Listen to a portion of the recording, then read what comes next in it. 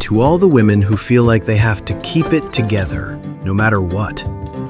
Have you ever had a moment where everything felt heavy, but you still said, "I'm fine," even when you weren't? You smiled, you nodded, you kept going. Because stopping didn't feel like an option. Because if you stopped, who would take care of everything? So you became used to it. Used to being strong, used to holding things in, used to putting yourself last. And slowly, that became your normal. Look at these women. Before they sit in that chair, before anything changes, look at their faces. There's something there you can't ignore. That quiet weight, that silent exhaustion, that look of a woman who has been carrying too much for too long.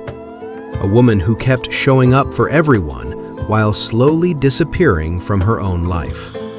One of these women hasn't done something just for herself in years. Years.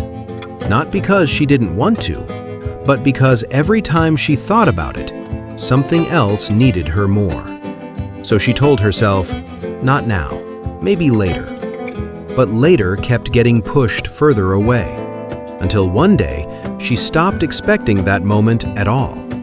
Because when you keep choosing everyone else, you start to believe that's all you're here for. To give, to support, to carry everything. But no one tells you what that costs. It costs your energy, your peace, your sense of self. And sometimes, it costs you. But then, something shifts. She sits in that chair, and it looks like such a small moment. But it's not, because this time, she didn't wait. This time, she chose herself. Even if it felt uncomfortable, even if it felt unfamiliar, even if a part of her felt guilty, she stayed. And that one decision started everything. The stylist begins, the scissors move, and slowly, something deeper starts to fall away. It's not just hair, it's the pressure, the exhaustion, the silent weight she's been carrying for years. You can see it. Her face softens, her shoulders relax, her eyes begin to change. That light slowly coming back. And then the tears. Not because of how she looks, but because of what she feels. Because in that moment, she realizes something she forgot. She matters. She deserves care. She deserves to feel beautiful. She deserves to feel seen. And sometimes, that realization is overwhelming. Because you don't realize how invisible you felt until you finally feel visible again. And then comes the moment. The mirror. The chair turns. She looks at herself.